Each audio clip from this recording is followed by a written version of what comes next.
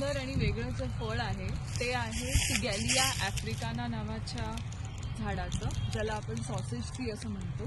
तुम्ही ते बघू शकता की हे सॉसेज कसे आले झाडावर.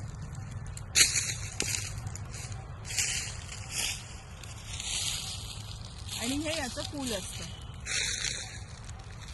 आता गमतीचा भाग म्हणजे ह्याचं जे फूल असतं ते रात्रीच उमलतं.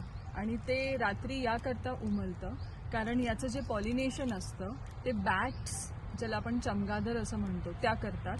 आणि म्हणून हे फूल रात्रीचं उमलतं. आणि याचा जो वास असतो तो पण बऱ्यापैकी चांगला असतो. तुम्ही बघू शकता किती सुंदर फूल आहे. दुसरी गोष्ट, हे जे सॉसेज ट्री आहे हे हजारो वर्षांच्या इव्होल्युशननी असं बनलेलं आहे. तुम्ही निसर्गाची खूप मोठी कमाल इथे बघू शकता.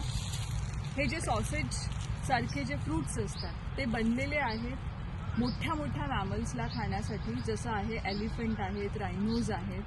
तर हे आपल्याला सांगतं की खूप वर्षापूर्वी धरतीवर किती मोठे मोठे मॅमल्स होते. आणि तुम्ही बघू शकता की हे इतकं कडक फळ ते खायचे.